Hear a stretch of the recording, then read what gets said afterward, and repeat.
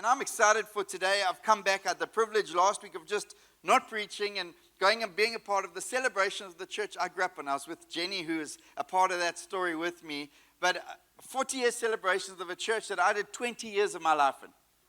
20 years. I've said it many times, and I had a privilege of speaking there.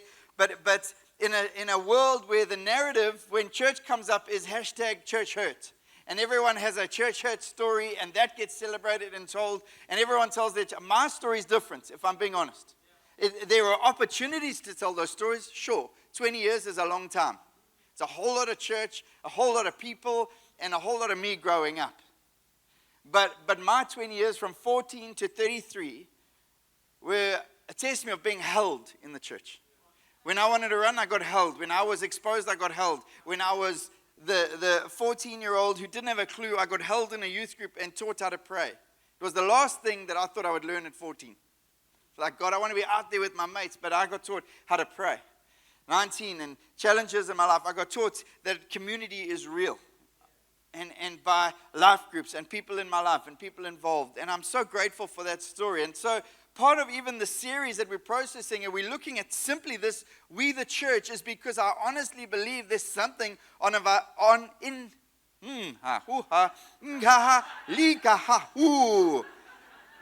something of, it's that tough two-letter word that we always just struggle with. Something of an identity crisis in the church. Years ago, we got invited into a home, and it was more of a desperate cry for help. But I was sitting there in this home where there was chaos. Things had been thrown across that same room we were sitting in, both words and knives and forks. There were challenges in the marriage. There was chaos in the parenting and child situation. The dog looked like it ruled the house. There was just absolute chaos. But I'm sitting there listening to his side of the story and her side of the story. At one point thinking, God, what am I doing here? The next point, I'm staring and listening because I really do listen. But then I noticed a massive print that many people have in their home because it's available at every Mr. Price. But it's this print. Maybe we can put it on the wall. In this house, we do real. We do mistakes. We do I'm sorry. We do second chances. We do fun. We do forgiveness. We do hugs. We do loud. We do family. We do love. I'm sitting listening to absolute chaos and going, there's a problem with what's on the wall and what's in the house. There's a problem. And I think sometimes what's on the walls of the church, on both inside and outside, sometimes doesn't relate to the mission, the mandate, and the identity crisis that's in the church. The church has become many different things. A religious habit for some, a preaching center, a place to top up my life as part of a spiritual sojourn journey. Then that one's helpful for me in this season. A self-centered, self-focused journey. A place maybe to find a spouse. Yeah, that's a real thing. Lots of testimonies in the life of the church. The amazing thing about Mpele's story about that lady sponsoring a man from a men's camp is the man she sponsored, they ended up getting married. No, that's not true. It's not even remotely true. You shouldn't believe everything the preacher says. Oh, sorry. I'm feeling naughty this morning. I don't know what made me say that. Would have been a great story, though. Let's be honest. That one would preach. But we've been going to and referencing this Acts 2 scripture where there's this people who get filled with the Spirit of God. They get called out. They get saved. And then they devote themselves to the word, to preaching, to teaching, to gathering. And what flows is just irrational generosity. People giving of things they have to others who don't have because they're in each other's lives and they know about it. They're in each other's lives in prayer. They're gathering, and what's happening in the midst of that is not some missional program, go and save the world, but people are getting added daily because it's the church. Without an identity crisis, the church, remembering that we aren't just a people who gather so that we get a prep up on Sunday. We're a people on a mission. It's a messy building project. If you're expecting to walk into the church and find everyone perfectly built and all their walls are at the right angle, sorry, I'm in a building project, so most of my analogies will be building projects right now. But the walls are at the wrong angles and the levels aren't right, and you look and say, something's a bit squiffed there. You're probably right. Because we're a messy building project. And until Jesus returns, we'll continue to be a building project. I hope you're okay with that. Because if you're not okay with that, you're probably going to struggle with the church. The church isn't the finished product. It's never going to be until Jesus returns. In the church, there are going to be some things that need to be fixed, some things that need to be uprooted, some foundations that need to be established again on the cornerstone. And it's an ongoing process until Christ returns. What is the ultimate vision of church? Have you ever asked, you ever stopped, you're like, well, it's grace for me. Well, that's wonderful, but is it good Sundays? Is it kind of well-educated believers who know a lot about God? No, we know that's not the mission. And as we navigate this kind of journey of we, the church, reminding ourselves of our identity, I just want to re-speak what's on the wall a little bit. And it's literally on the wall. Reach far, raise up, release wide. We put it on the wall. I imagine people walk in this place sometimes and go, what is that? It's on the wall. No one's reaching for me.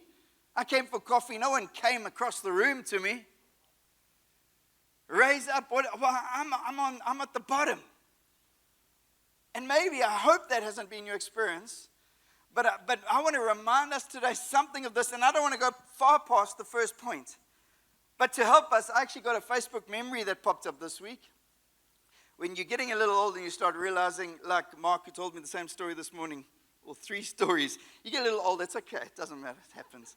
Just love him, Debs. And but we've got a photo. Do we have those photos, Roo? This is 8 years ago. This was the team who went out to plant a church in Milnerton School Hall. And there's some beautiful people here. We've got a couple other photos. Maybe you can pop them up. There's Brett and Shelley on the far side now. There's Gabriel. He's looking a little chunkier these days on Sabbatical, I'm just going to say. But it was a people who were saying we were convenient. We were one meeting on a Sunday morning. We were probably less people than we were here. But we so believed that God wanted to reach the lost, the broken, that we went on a mission. We sent some of the best people. And on the first week of the church launch, row 2, 3, and 4 disappeared from the church. It was my worst Sunday. Like, they were just gone. Like, where they gone? Has the rapture happened? No, we planted a church. But it's why? Because we know and we believe the mission and the mandate of the church, and God established in us something of a vision and a focus, because I think too much of the church, when we don't have an outward focus and we don't realize that we're just a building project on a mission, that we're too often waiting to be the finished product before we get on with the project. No, if you wait for your house to be the finished product, right now we have a wall of shutter ply down the middle of our house. We're living in one half of our house, but it's still our house. If we're not going to do family, and we're not going to do mission, and we're not going to carry on with life, and we're not going to educate our kids, and we're just going to wait for the house to be right, something's wrong. And I feel like in the church, there's this waiting for the house to be perfect, rather than getting on with the mission and realizing the people that are still to come are going to make that house perfect. God's grace and glory. So I want to just touch on that today, and something of the experience of the church, because when I look at it, and I look at the church broad, and I understand, there comes the rain. I'm reminded of that story of Peter fishing, and they're chucking their nets down, and Jesus comes to him and says, chuck your nets on the other side. A simple command. One that didn't make sense. Like, fish can swim anywhere, Jesus. What are we doing now? But there's this understanding that maybe just trusting Jesus for a blue ocean strategy and other side understanding, rather than fishing in the pond of believers. I'm telling you now, it is a scary day when you wake up and you realize people don't wake up on Sundays and go, I need to go to church. Let me just shatter your minds. There are people in this world who don't wake up on Sundays and go, I must go to church. They just don't. It's not even in the top 100 of their things to do on a Sunday morning. It used to be in the 90s, because church was the only thing open on a Sunday. Some of you don't remember. You could literally only get church and Kentucky Fried Chicken on a Sundays, and maybe a Sunday Tribune. That was all that was available to you on a Sunday. Hello. But nowadays, it's different. And so if the church's strategy, we're just going to wait for people to wake up on Sundays and go, I need to go to church. I'm telling you, we're missing so much. And it's like the word of God saying, cast your nets on the other side. And I'm speaking to us because maybe you're sitting, you're saying, but Mark, that's your job. You're the pastor. No, we the church. We the church. This guy leading the meeting, he's a lawyer. It's okay. Pray for him. That's what I was saying. No, and there's people with businesses and running business, because we, the church, together see the mission of God come. And I just want to simply speak this morning about a church that reaches. Because I want to be a church that reaches far. I want to be a part of a church because I realized what I loved about the church that I was a part of before this. And here's the funny thing.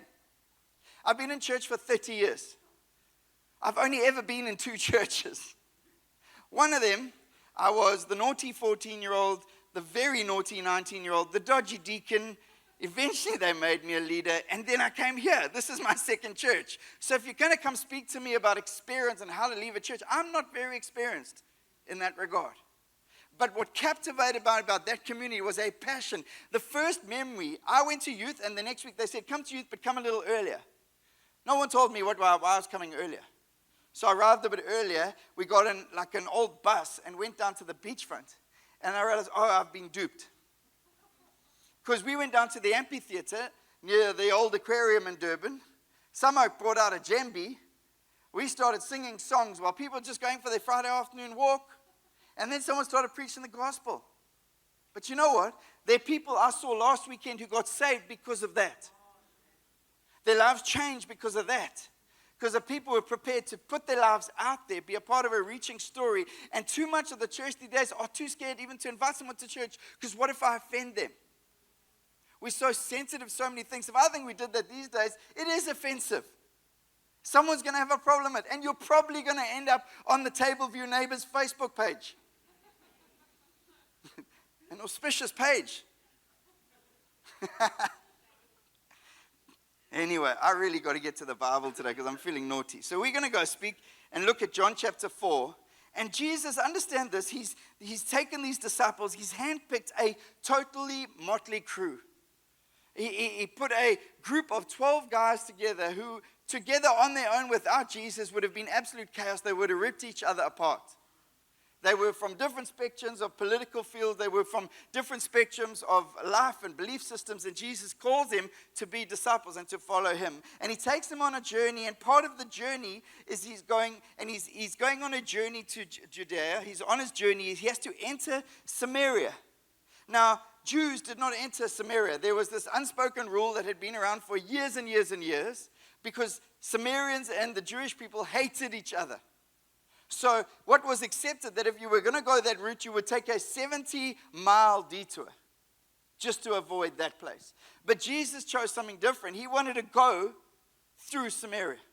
And he ended up at a place called Sychar, where he met a lady at a well. And we've preached this story a lot, but I want to take us back there and remind us just 4 simple things about the journey. And the first point is this: your journey is never about a place. It's always about people. It's never about a place. And in an era of time where mankind has never had more ability to travel the world, be a part of different stories, taste different cultures, and that in itself has become something of an idol, I'm telling you, God's got to remind us that it's never about a place, it's always about people when it comes to the gospel and the things of God. It starts like this, John chapter 4, verse 1. Now Jesus learned that the Pharisees had heard that he was gaining and baptizing more disciples than John, although in fact it was not Jesus who baptized, but his disciples. So he left Judea and went back once more to Galilee. Now he had to go through Samaria. Well, the truth is he didn't have to go through Samaria. That's the truth. He could have taken the detour that everyone else at the time would have taken. But Jesus chose to go through Samaria. Jesus chose to lead his disciples. And as he entered there, I would imagine disciples going, Judas is there. I'm not going to sell any tickets to this show. They didn't even like us. Peter's there going, no fish here. All these guys protesting, going, Jesus, are you crazy? Are you crazy? And yet Jesus takes them on a route, a uncomfortable route, a route that is undesirable to almost everyone else in their community. Why do I say that? Because maybe, just maybe, there's something about your route or the place you find yourself in that is undesirable right now.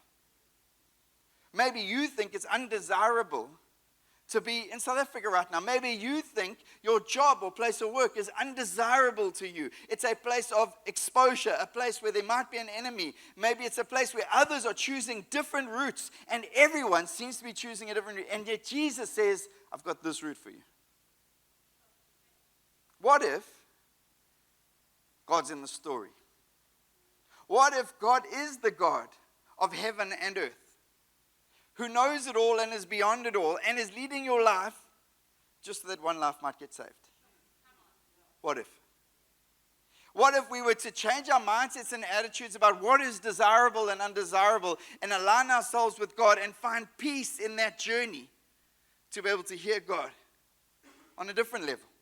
I want to carry on with the story and purely throw that challenge that sometimes it could just be that I'm just not in the right place at the right time, or am I perfectly placed? Where it's undesirable for my emotions, undesirable for my life plan, undesirable for my finances, and yet Jesus chose the hardest path to lead his disciples on to teach them something, because he needed them to change the world. But he needed the gospel deep in their hearts. And I'm telling you, unless the gospel's deep in our hearts, we'll only have good meetings on a Sunday, but we won't change the world. Is that right? You with me? Point number 2, simply this: your beginning might be someone else's end. They're just starting their journey, and they're starting the journey. They get to choose their route. Jesus chooses Samaria. I realized in life's happening quickly. I went back to this church that I grew up. There were little kids that were this big. Now they're this big. And they're still trying to do to me what they did to me 10 years ago. I'm like, if you do that, you're going to break me. As this one kid who now plays under 21 rugby for Natal came up and started to tackle me. And I'm like, you're a bit bigger now. Doesn't work. You realize life's going fast. The reason I said it is I realize, and I think in these terms, my 14-year-old son who's turning 15, I really only have 3 more summers with him in my home as son. He'll be a man. He must go. He must grow. He must go on a journey. But time happens quickly, and sometimes we're bad at taking moments, enjoying moments, and maximizing the moments. So Jesus takes a moment. He chooses this path that was undesirable. He takes his boys with him. Come, boys, we're going this way. They know they're going to be exposed, and they continue the journey. Verse 4. Now he had to go through Samaria. So he came to a town in Samaria called Sychar, near the plot of ground Jacob had given to his son Joseph. Jacob's well was there, and Jesus, tired as he was from the journey, sat down by the well. It was about noon. Sychar. Names are important in the Bible. Names of people, they're important in the Bible. But names of places are also important. Sychar literally means end. But it wasn't the end for Jesus. It wasn't the end for the disciples. Their story was just starting. It was the end for someone that Jesus would meet, a woman he would meet at the well. It was the end of her story. It carries on, and I want to just read a little bit further. When a Samaritan woman came to draw water, Jesus said to her, "Will you give me a drink?" His disciples had gone into town to buy food. He'd chosen this path for a reason. He'd gone in a different way. This is Jesus. He knew everything, he understood everything, he understood geography, and he understood politics, and he knew that they shouldn't be there if he submitted himself to all those things, and yet he chose to go that route. And he landed in a place called Sychar, the end, where he meets at noon a woman who should not be at a well at noon. Here's what you got to know about the culture. No one went to the well at noon. We're not talking about the Woolworth, the water well at West Coast Village. You can go get water there at noon. It's convenient. They've got taps that will open up. But at these times, when the heat would be burning down, only someone who was ostracized from a community, only someone who had no place in the community, only someone who would have feared the conversations around the water well would go on their own at noon, exposed as a single woman to a well at noon. Only that person. And Jesus is there. His disciples have gone off to Burger King. He's at the well, and he's waiting. He's exhausted. The Bible's honest. The Bible says he's exhausted from the travel. But he encounters a woman who's at her end. If you go read the whole chapter, I won't read the whole chapter this morning, he starts to speak to her. I'd encourage you to go watch the version of it on The Chosen, because I think it's beautiful. There's some license given. But he's speaking to the context, and he starts to speak to her. He's supposed to prophesy into her life.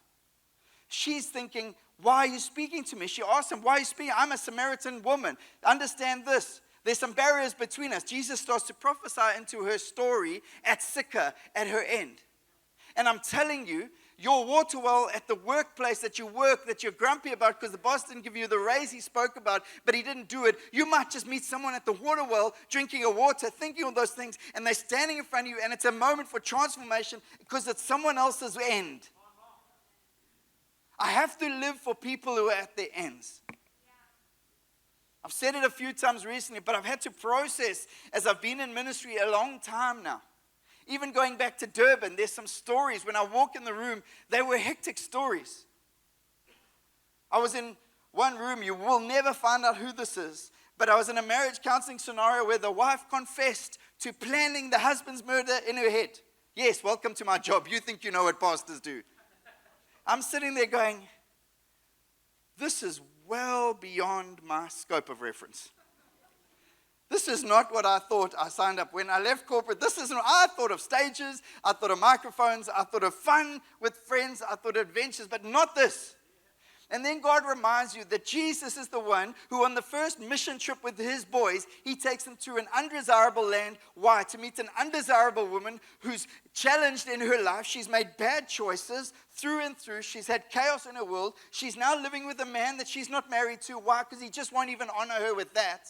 She's been divorced multiple times. She is discarded at a well at midday. Jesus went to meet her at her end. And I'm just telling you, the gospel demands that of us.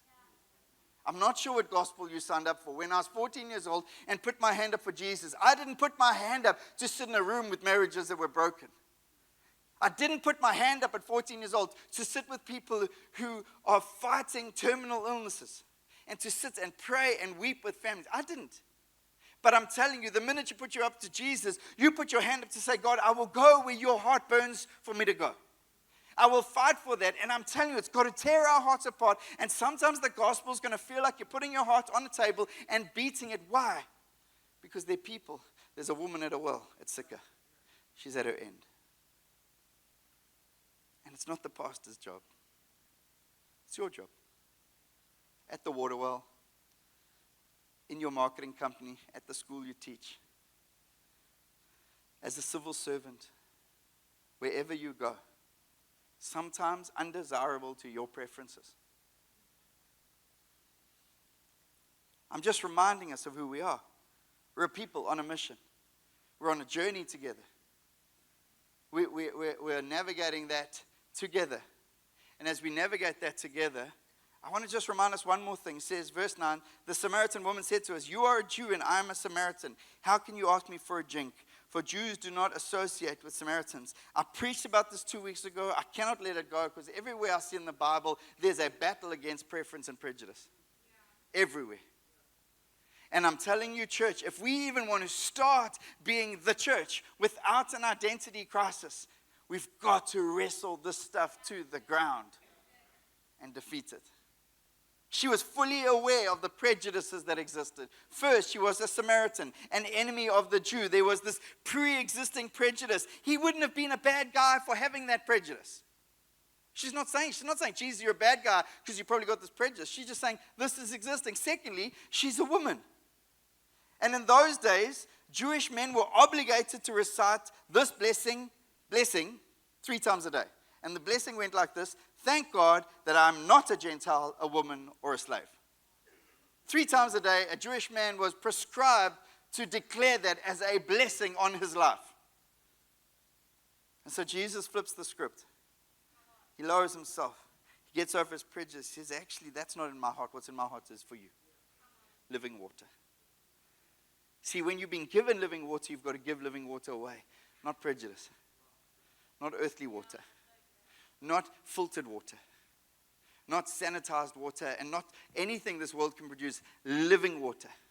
It'll never flow through pride and prejudice. Never. I meant to say preference and prejudice, but Pride and Prejudice is a good book, apparently.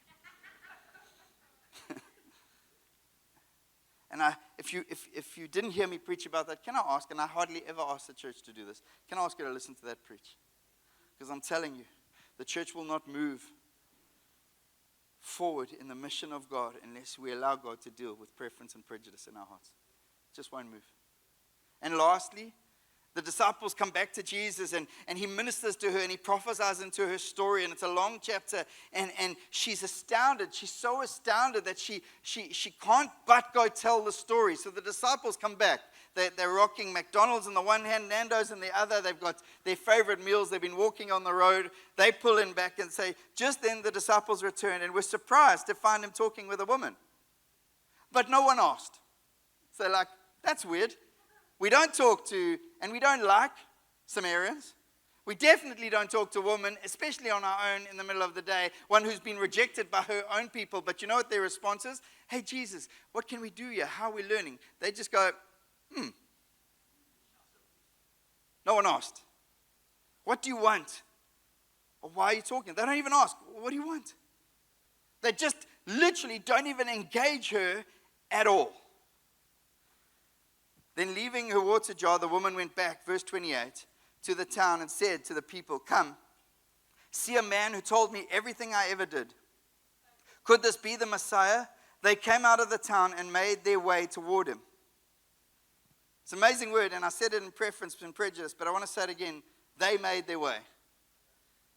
They is a swear word in South Africa these days. Just go on a comments page on a News 24 article.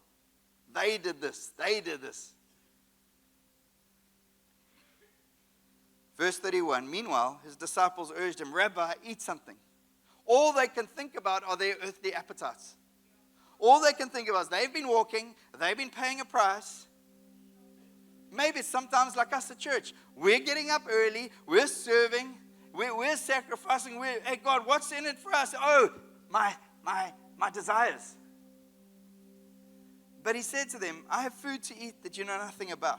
He's teaching them, saying, guys, I need you to go on a mission. You've got to know this is different. Then his disciples said to each other, could someone have brought him food? They're still thinking about their stomachs. They're missing the whole story. And we laugh, but the challenge is we can so easily be the same. We can. I can. I get hangry. Anyone else? Hungry, angry? Anyone else? Because we're human. But we aren't of this earth. It means we've got to align ourselves with Jesus. When we read his word, he's got to challenge it. Could someone have brought us food? My food, Jesus said, knowing the answer, is to do the will of him who sent me and to finish his work. Don't you have a saying? He puts it back on them and says, you guys say this. Isn't still 4 months until harvest? I tell you, open your eyes and look at the fields. They are ripe for harvest. Even now, the one who reaps draws a wage and harvests a crop for eternal life, so that the sower and the reaper may be glad together. Thus the saying, one sows and another reaps, is true. I sent you to reap what you have not worked for. Others have done the hard work, and you have reaped the benefits of their labor. They thinking, Nando's peri-peri chicken livers. Jesus thinking, eternal salvation. And I read that story to you, and he challenges them. He says, open your eyes and look at the fields. Here's the challenge, and if it's the only way you know how to respond, tomorrow as you're driving to work, here's what I'm asking you. Open your eyes and look at the fields. And stop thinking that my building project has to be finished before I can invite anyone to my house. Because they're not coming there for your house, they're coming for the life that is inside of you. Stop thinking, how could I stand at a water well at my marketplace and tell anyone about Jesus? Here's how. Because it's not about you. It's never been about you. It's about him. It's about the living water he can give. And I'm telling you, they are desperate for it. I remember a mate of mine, his name's Clifton Smithers. I joined the marketplace. He was 1 year ahead of me in this kind of rampant corporate environment. And it was work hard, play hard. And he was at the forefront of play hard. And then he came to church about 2 years later and got radically saved. And I went to him and I said, hey, yeah, that's amazing. You know what he said to me? He said, why didn't you tell me? I tried, but you had red wine in your hand. Not a good excuse. I tried, but you were busy. Not a good excuse. There is no good excuse. There's just, you're right. Jesus challenges his disciples, says, look, everyone's saying, and you say it all the time, harvest is coming in 4 months' time, but I'm telling you now, the harvest fields are ripe. And the church will be the church when we understand we're a church because we have a message. And the message is to reach. It's to take our little T-Rex arms that become self-protecting. It's me, mine. And to start reaching out to the broken. Then we become the church. Then we won't have an identity crisis. Then we won't be fighting with each other because we'll be too busy on the mission. Oh, I told you to order me Nando's number 2. That won't matter when people are getting saved. Some of you look at me like, is he angry this morning? I'm not angry. I just want to tell you what gets me up in the morning. If I'm being brutally honest, I don't need to preach another sermon. I don't need to. If I'm being honest, I don't need more church services. I've probably done a couple lifetimes of church services in my life. I need to see women at the well, at Sika, at the end saved. I need to see that. That keeps me focused on Jesus. When I start thinking about the cost of my life, my time, my finances, my future, my whatever, all of that becomes overwhelming. And I start remembering the woman at the well. And she was at the end. But God moved. And I start telling stories of people in this room, people with depression, marriages that were broken and shattered with barely a heartbeat. Lives that were destroyed, people who were riddled with insecurity and brokenness because of things Father said 30 years ago. In this room right now. When I forget that, I forget who I am as part of the church. And we as the church have an identity crisis. But we're not going to be those people. We're going to be His people with living waters. Can you stand with me this morning?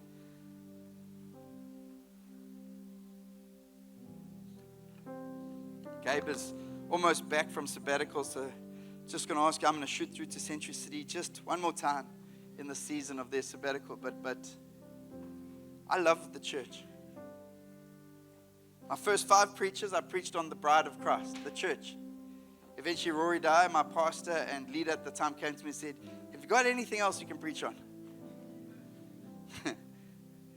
Because I love the church. But I'm telling you, if it's just about the church and not about those who aren't here yet, we'll start taking the church for granted. We'll start seeing the flaws. We will. If we don't have the cry of the newborn believer in our midst, and the mess that comes with it, and the chaos and confusion that sometimes comes with it, if we don't have that, I'm telling you, we cease to be the church. But it starts with us and as individuals who gather. When it starts becoming less about us and more about the mission, His mission, the people He burns for. What if Jesus took you on a journey to Samaria? An undesirable route that exposed you and challenged you. And yet, it was just one woman. What if we planted a church in Milton all 8 years ago? I remember preaching on that day in the hall. I was sick. Rory Dyer's father passed away the day before he was supposed to come preach. And I got up and preached. I said, if we do all of this and one person gets saved. I saw that one person yesterday. Her name was Karen Ralston. She was Fiona's mother. She is Fiona's mother. Who didn't speak to her daughter for 6 months after Fiona gave her life to Jesus. Thought she was mad. Then she married a redhead from church. Thought things are getting worse. Until one day we planted a church in Mills. She said, I have to go support my daughter at this event. She gave her life in the journey. She was the first person baptized in the Milton High School pool. I'll do it again. To follow Jesus, to say, I'll do it again. I'll go through Samaria. I'll walk through undesirable routes so that one person, just one life will change. I trust you will too. Then we are the church. Then we won't have an identity crisis and we'll continue. But can I pray? As I hand over to Mpele now, pray, Spirit of God, come. This is not a call to an evangelistic campaign. It's just a reminder that Jesus was always after the one. That you, Jesus, your heart for the broken never waned. You were never looking to put a movement of Sunday meetings together. That wasn't your desire. It's never been you were always after the person who was at the end. And maybe that person is here today. I pray, Spirit of God, come in power now and reveal Jesus now to the marriage that is at the end, to the financial situation that is at the end, to the emotional chaos that might be at the end. Come, Spirit of God. But I pray to the heartbeat of this church that we would have your heartbeat, that you would break a heart for what breaks yours, that you would come up and stir a passion to see your name made great, to share your name, your goodness, your grace at the water wells of the city, God. Come, Jesus. Ignite your church. Have your way.